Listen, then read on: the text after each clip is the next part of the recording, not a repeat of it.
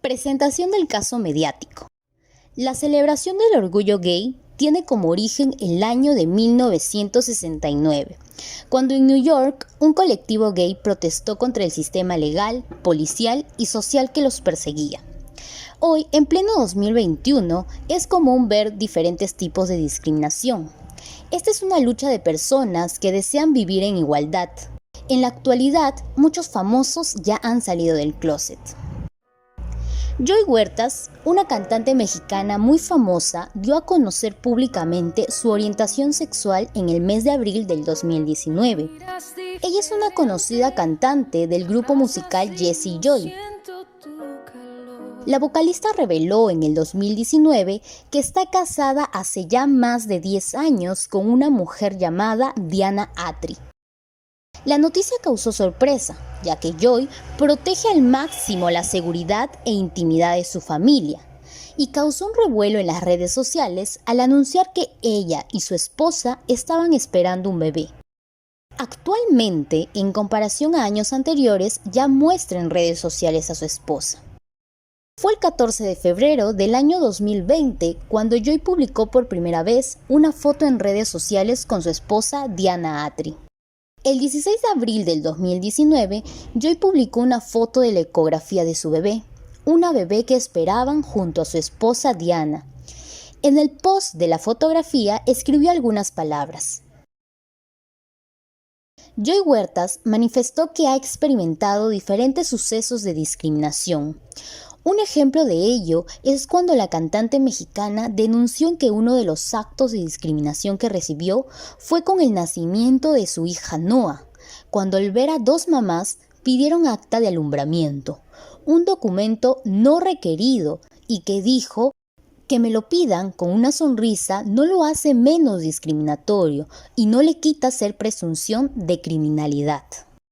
Joy, en una entrevista, cuando le preguntaron cómo afrontó su orientación sexual, ella respondió que ¿de dónde nació ese valor para decir voy a platicar simplemente quién soy? Yo siempre sabía que el momento en el que yo iba a ser madre iba a compartir esa felicidad. Siéndote 100% honesta, yo jamás pensé que iba a compartir la maternidad con otra mujer. Yo crecí viendo las preferencias sexuales en tantos distintos tonos, ahora sí que en un tono de arcoíris, porque en realidad la gente nos enamoramos de gente, nos enamoramos de seres humanos. Hoy en día podemos decir que Joy y Diana representan una pareja que sin duda se ha visto envuelta en polémicas. Sin embargo, se puede apreciar a través de sus perfiles en línea que han decidido vivir su vida en total plenitud y sin importar el qué dirán.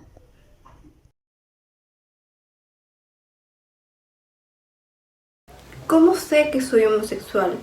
¿Nací homosexual o me hice homosexual? ¿Qué tan perseguida ha estado la homosexualidad a lo largo de la historia? ¿Soy libre de expresar mi identidad sexual? Estas son algunas de las preguntas que se hacen las personas, en especial aquellas que no están identificadas con su sexo biológico. A lo largo de los años, la homosexualidad ha sido analizada y reflexionada bajo el enfoque biológico, cognitivo, conductual y psicoanalítico.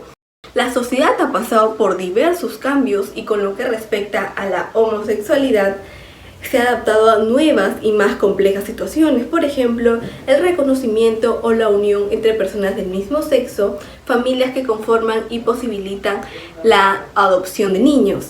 Desde la perspectiva cognitiva se va a buscar establecer la correlación entre la orientación sexual y algunos procesos cognitivos. El enfoque psicoanalítico plantea la revisión crítica de sus propias teorías, alejando la homosexualidad del estatus de desviación patológica y utilizándolo como una opción sexual válida. El presente trabajo se va a dividir en dos momentos. Inicialmente vamos a mostrar la información recogida por diversos libros, estudios de laboratorio, y bueno, estos estudios han sido hechos en diferentes etapas y bajo las distintas modalidades de análisis.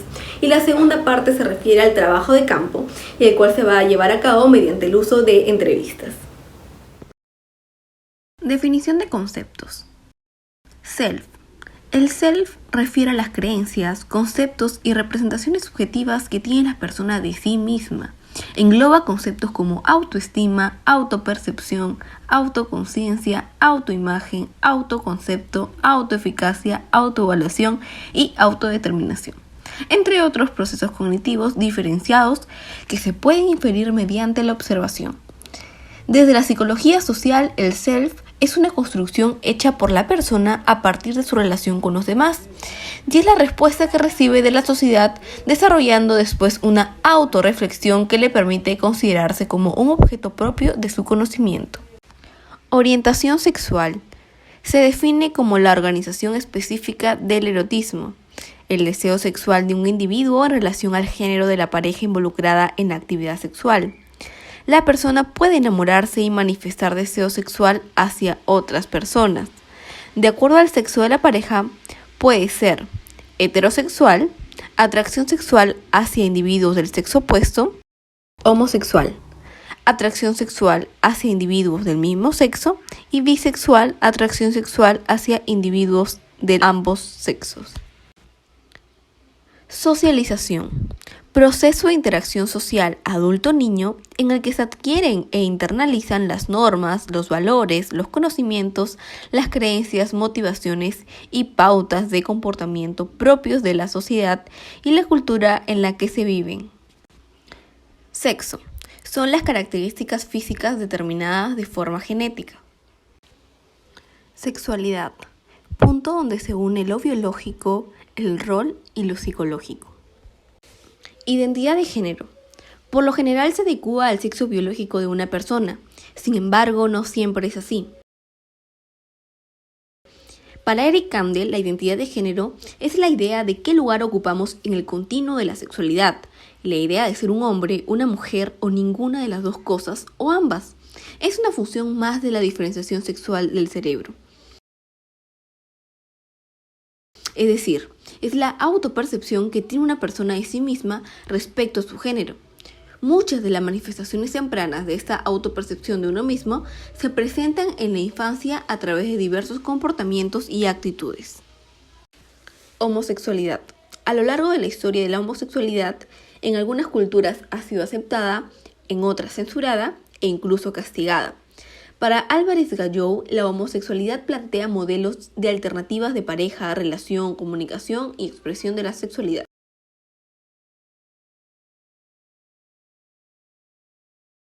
La homosexualidad plantea una forma de pareja diferente a la heterosexual, donde se da la unión de una pareja varón y mujer.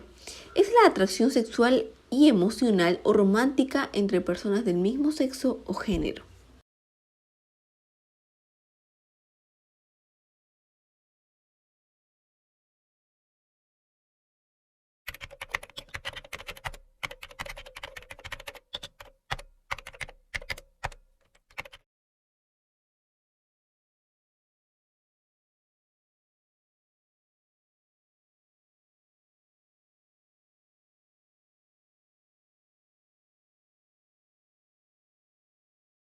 Análisis filogenético de la homosexualidad. La división sexual del trabajo es el fenómeno por el cual, a través de miles de años de evolución, se han atribuido habilidades y competencias a una persona con base en sus características biológicas asociadas al sexo. En la mayoría de sociedades primitivas, los hombres se encargaron de cazar grandes animales, y las mujeres tuvieron la labor de recolectar y procesar los alimentos, además de otras labores del hogar, como cuidar a los niños pequeños. Estos comportamientos asociados a lo masculino y a lo femenino, a pesar de haberse transformado con los años, persisten de cierta manera hasta la actualidad y tienen además una continuidad entre especies. Identidad de género.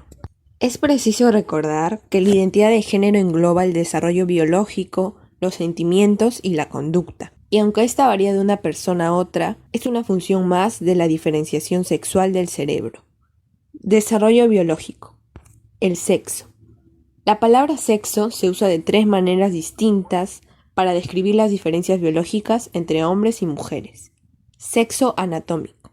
Se refiere a las diferencias entre hombres y mujeres hacia los genitales externos o la distribución del vello corporal.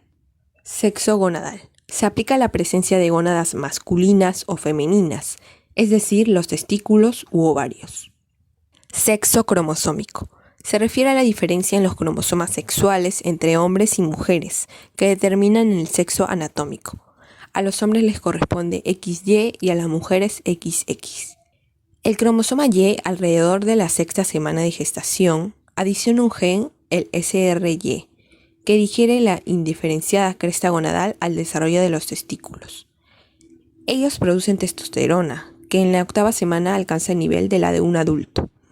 En la sexta semana de gestación, el embrión con 2 cromosomas X inicia el proceso del desarrollo femenino. Comportamiento propio de cada género. El comportamiento masculino y femenino tiene una base biológica en los circuitos neuronales entre la amígdala y el hipotálamo.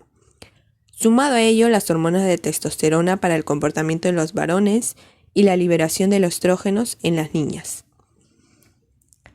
Los animales machos y hembras muestran también claras diferencias en cuanto a su comportamiento sexual y social. De hecho, el comportamiento propio de cada género es similar entre distintas especies, lo que indica que estas conductas y los circuitos neuronales se han conservado a lo largo de la evolución. Método optogenético. David Anderson utilizó el método optogenético, el cual consiste en estimular con luz láser el hipotálamo para poder estudiar los mecanismos cerebrales que controlan las conductas específicas de género en los ratones. La activación optogenética de las neuronas provoca lo que vamos a observar en el siguiente video. Cuando la luz se enciende, el ratón macho ataca a la hembra, algo que normalmente nunca sucede. Lo que produce este ataque es la estimulación neuronal y cuando la luz se apaga, el ataque cesa.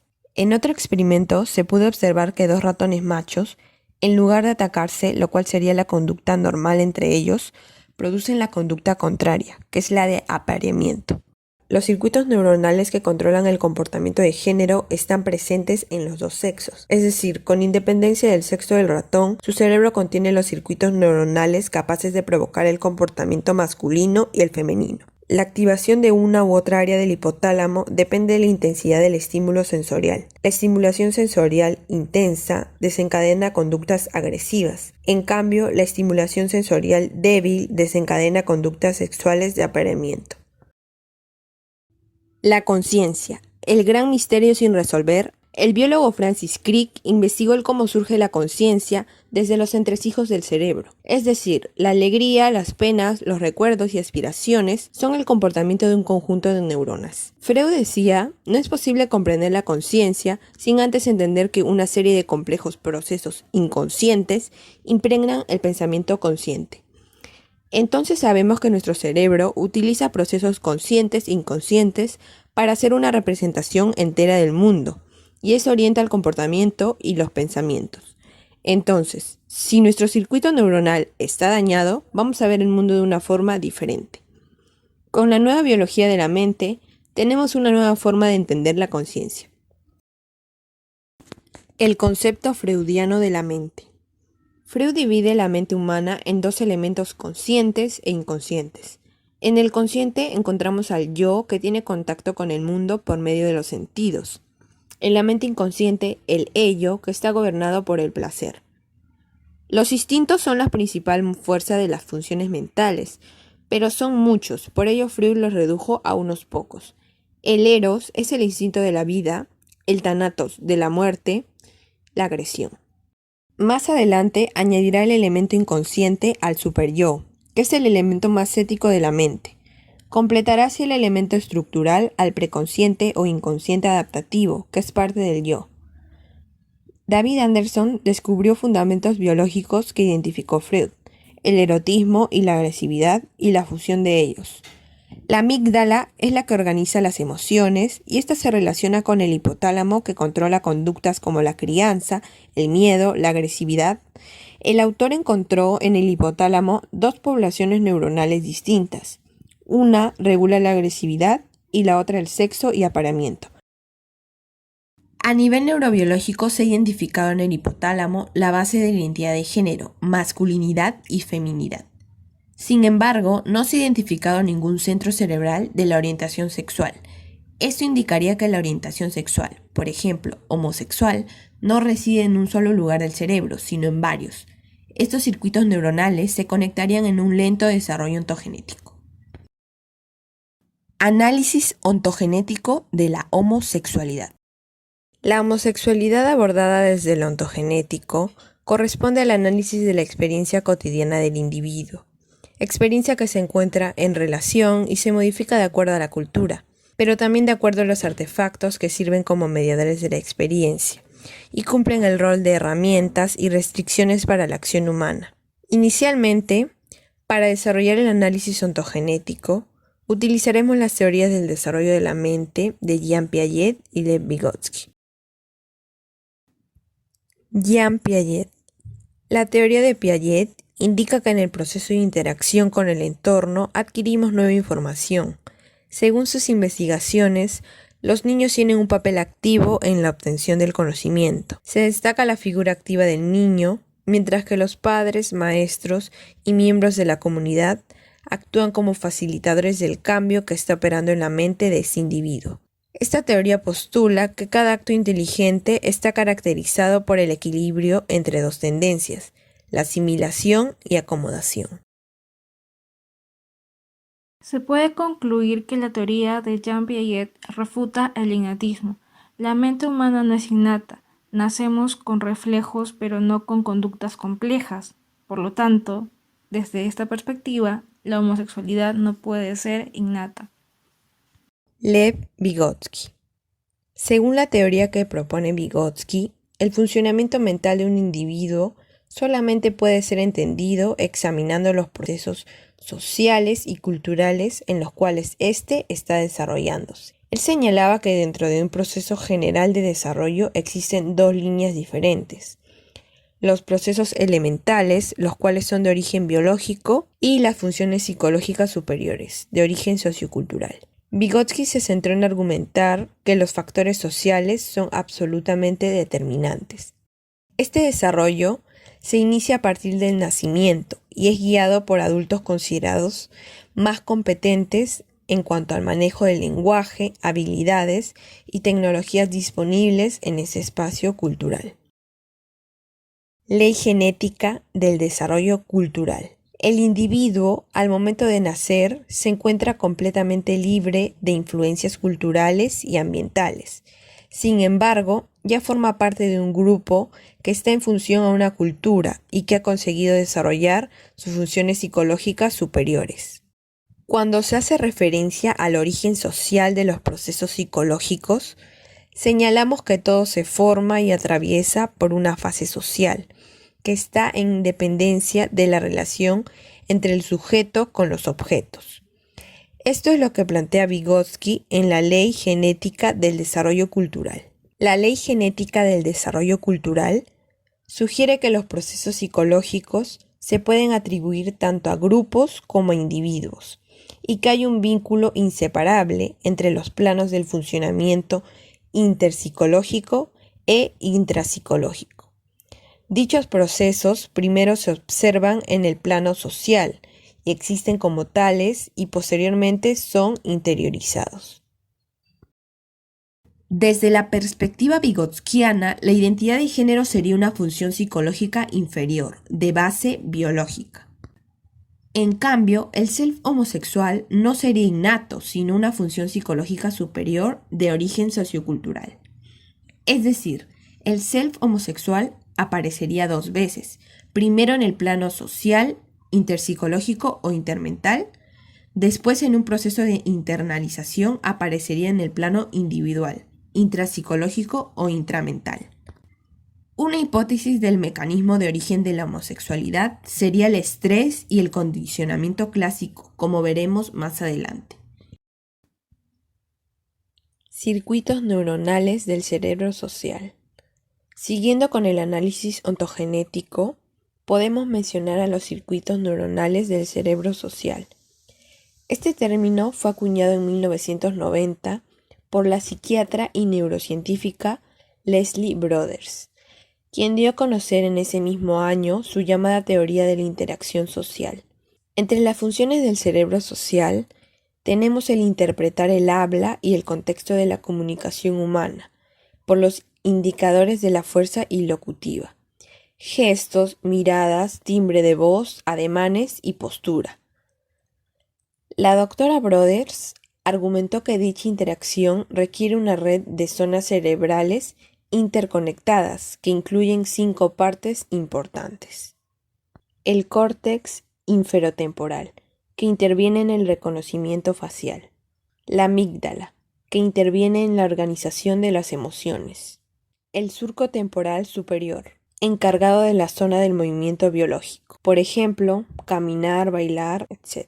También tenemos al sistema de neuronas espejo, ubicado en el lóbulo parietal, que da lugar a la empatía. Y por último, las zonas de la unión temporal parietal, que reconocen emociones, creencias, deseos e intenciones del otro. Estas partes unidas procesan la información social para dar lugar a la llamada teoría de la mente. Es por estos sistemas funcionales que contamos con eficientes mecanismos de cognición social. Experimento de imitación de Albert Bandura. Para reforzar la idea de que toda conducta humana es aprendida a través de la imitación social y las repeticiones, citamos el experimento de Albert Bandura. Este experimento fue realizado en 1961. Como sujetos de estudio fueron elegidos los niños. Se seleccionó 36 sujetos de cada sexo, con edades comprendidas entre los 3 y 6 años. Los niños se organizaron en 3 grupos. 24 fueron expuestos al modelo agresivo, 24 al modelo no agresivo y los restantes al grupo control. De forma individual, cada niño era observador de la conducta de un adulto hacia el muñeco bobo. Entre los resultados, se determinó que los niños expuestos al modelo agresivo eran más propensos a actuar con agresiones físicas que los que no fueron expuestos a dicho modelo. Este experimento demuestra que las personas adquieren conductas observando, imitando y siguiendo modelos. El cerebro social sería la base para la neuroconstrucción de la orientación sexual, heterosexual, homosexual y bisexual. Análisis microgenético de la homosexualidad. El mayor estudio realizado hasta la fecha para averiguar si los genes determinan la conducta sexual hacia las personas del mismo sexo confirma que no existe un gen de la homosexualidad. De tal manera, se refuta la investigación hecha en 1993, publicada en la revista Science. Dicha investigación causó revuelo en la comunidad científica al vincular la homosexualidad con una región del cromosoma X, el cromosoma que heredamos de la madre. Los científicos analizaron 40 parejas de hermanos gemelos homosexuales y descubrieron que 33 tenían los mismos cambios en la parte final de su cromosoma, el marcador genético XQ28. El estudio reforzaba así la teoría de que los genes influyen en gran medida en la conducta sexual.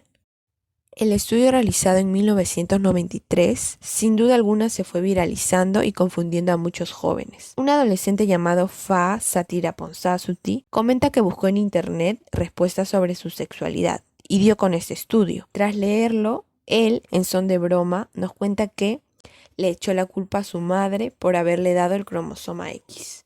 Laura Chaparro nos comenta que el joven actualmente es experto en biología computacional en la compañía 23andMe y es uno de los autores de una macroinvestigación internacional publicada en la revista Science que confirma con una muestra de casi 500,000 de personas que no existe un gen de la homosexualidad. Siguiendo con la línea del estudio realizado que demuestra que no existe un gen de la homosexualidad, cabe recalcar que es una investigación internacional realizada sobre una muestra de casi 500,000 personas. Por lo tanto, no se puede identificar o predecir una conducta sexual a partir de variaciones genéticas. Sin embargo, se encontraron 5 marcadores genéticos que tienen un efecto muy pequeño en la conducta sexual, pero estas por sí solas no definen el comportamiento sexual de una persona. Como ocurre con otros rasgos humanos, como podría ser la altura, la conducta sexual se explica como una compleja suma de varios factores, cientos o miles de variantes genéticas, cada una con un efecto muy pequeño, el entorno y las experiencias vividas por una persona. Chaparro, 2019. Michael Bailey, investigador del Departamento de Psicología de la Universidad Northwestern, Estados Unidos, y experto en la materia, que no ha participado en el estudio, lo califica como bastante importante. Es el primero en proporcionar una evidencia completamente convincente de que los genes influyen pero no determinan la orientación sexual. Chaparro 2019.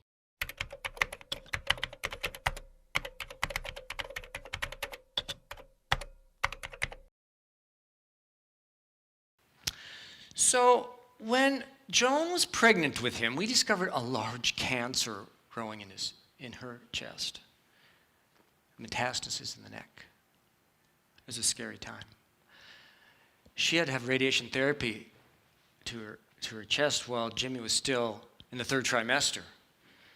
It was a rocky start for little Jimmy. Miraculously, they both survived and are in great health today. But in fact, severe prenatal stress does predispose to homosexuality.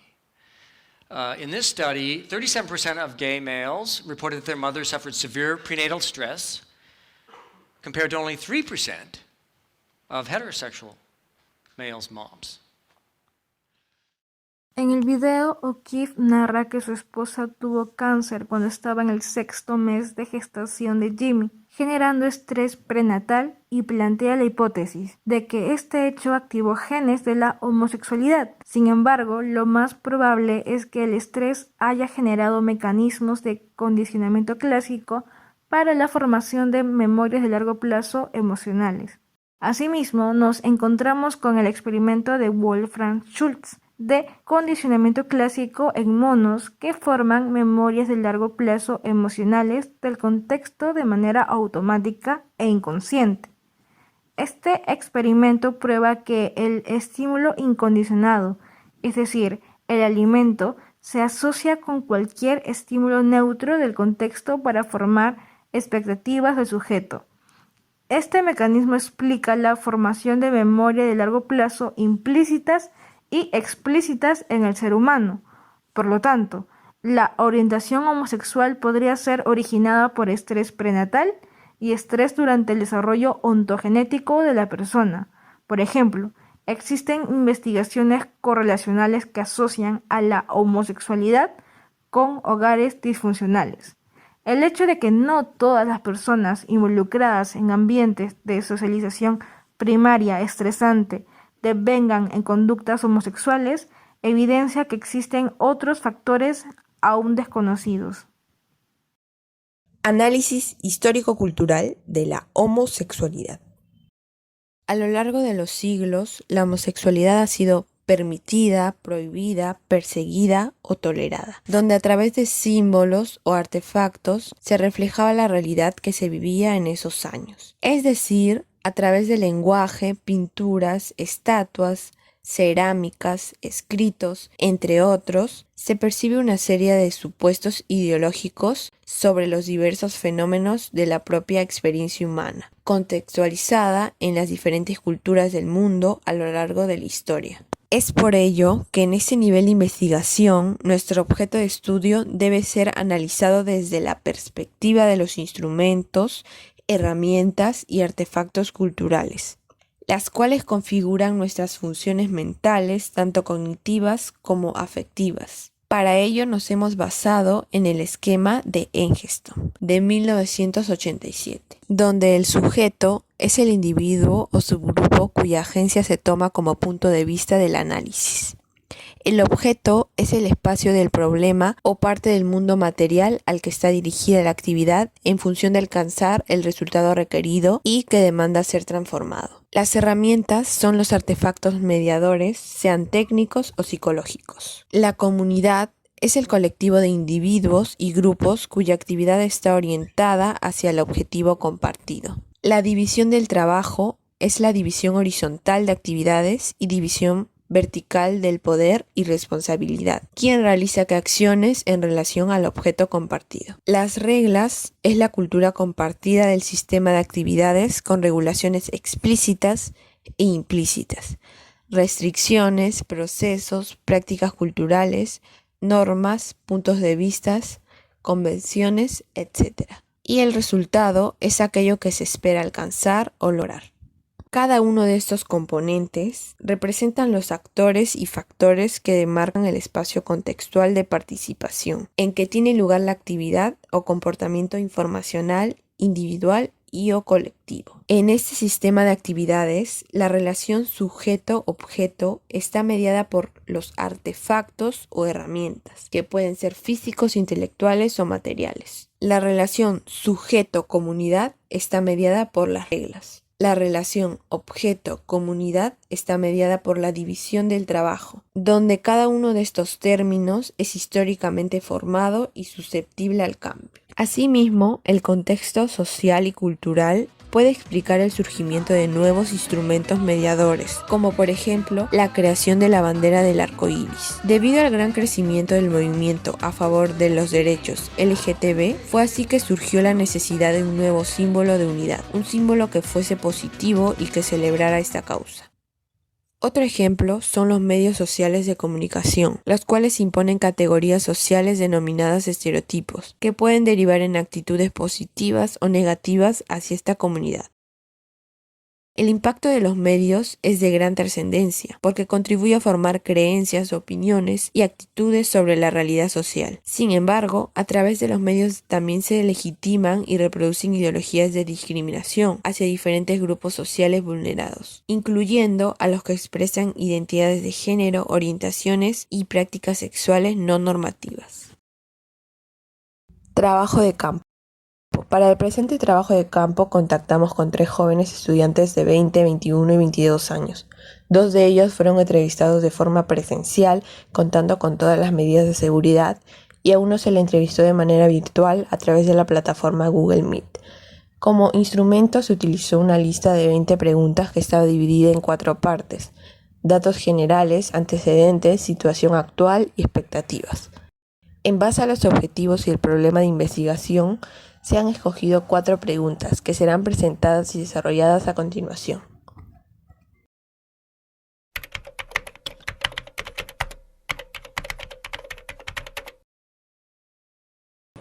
Está determinada, creo yo, porque las personas lo único que sí tendrían que hacer es aceptarlo durante el camino, ¿no? Que es lo más difícil de hacer.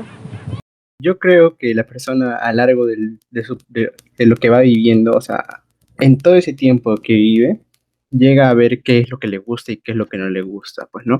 No creo tampoco que sea desde el momento de que haya nacido o que se haya dejado llevar por la sociedad, porque puede ser de que, o sea, hay casos documentados, ¿no? De que niños que viven en familias homosexuales no necesariamente tienden a ser homosexuales sus hijos, ¿no? No simplemente es por un constructo social, o sea, puede ser por el gusto en sí de la persona y no por la sociedad en sí, ni por nacimiento. Yo creo que la persona se va formando.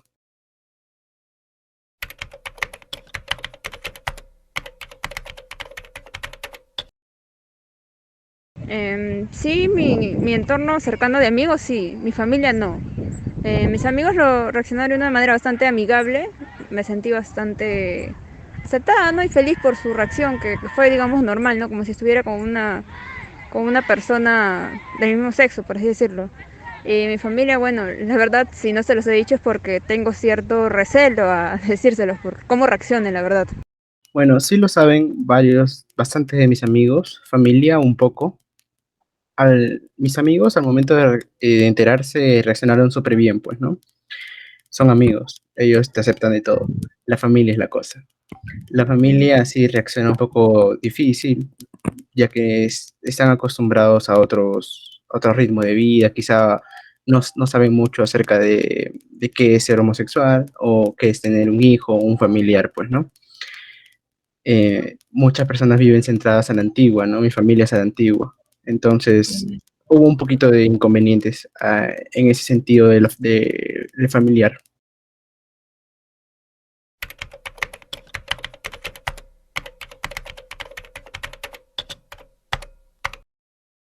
Sí, así es. Considero que sí, esta generación, digamos, es un poco más tolerante, pues, ¿no?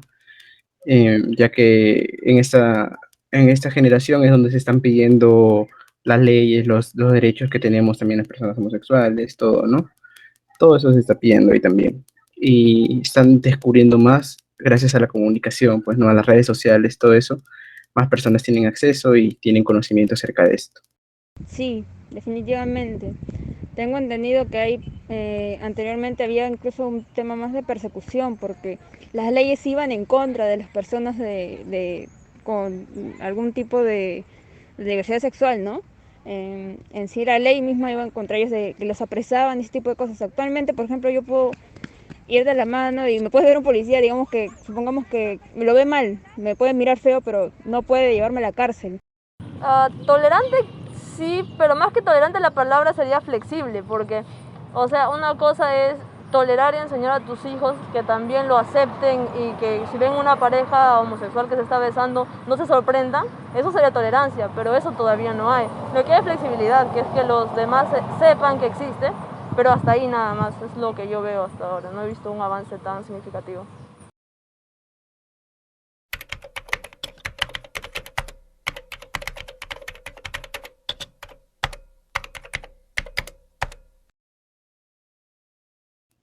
Muchas personas tienen el prejuicio o estereotipo de decir, no, las personas homosexuales son escandalosas, las personas homosexuales son promiscuas, ¿no? Son muchas cosas que no siempre pasan, que si bien se puede ver repetida a veces en algunos casos, pero no necesariamente nos pueden tildar de promiscuos por nuestra orientación, pues, ¿no? Y eso sí lo que mucho he visto. No me ha afectado, pero sí he percibido bastante eso. Estereotipos, creo que básicamente los estereotipos que hay son cómo se debe comportar un hombre y cómo se debe comportar una mujer, ¿no?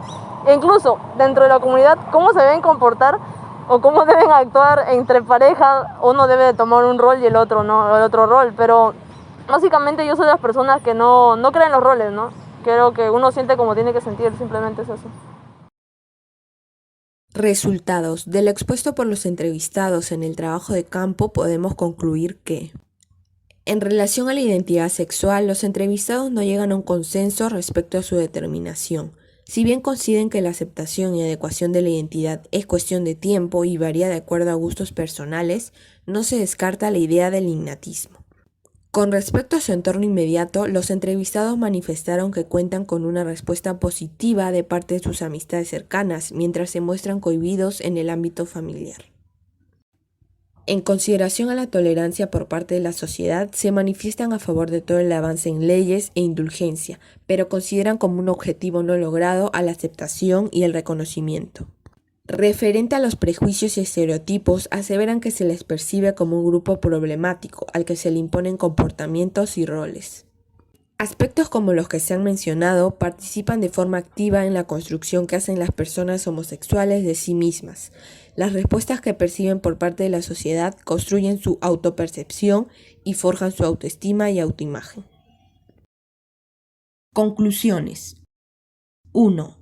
Los neurocientíficos han demostrado la existencia de centros neuronales de la identidad de género, en particular el hipotálamo. Sin embargo, no hay evidencia neurocientífica de una base cerebral de la orientación sexual.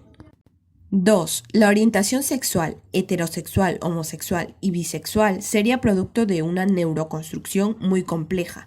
Los determinantes no tienen por qué ser innatos, sería una combinación de factores biológicos y socioculturales. 3. El trabajo de campo sobre el self homosexual evidenció que no hubo consenso en los entrevistados. Afirmaron desconocer la determinación de su identidad sexual, aunque no descartaron un origen innato. 4. Los entrevistados afirmaron ser conscientes de la existencia de un estereotipo negativo hacia los homosexuales, lo cual es causa de conflictos psicosociales. Recomendaciones. La homosexualidad sigue siendo un misterio por la falta de métodos de investigación científica. Sin embargo, la creencia de existencia de genes biológicos de la homosexualidad frena la investigación científica porque acepta el innatismo. Es dar por cerrado el caso. Por lo tanto, la postura más adecuada es continuar con las investigaciones desde las ciencias cognitivas y sociales. Debemos fomentar los valores de respeto y tolerancia hacia los homosexuales para evitar los conflictos psicosociales respecto a este tema.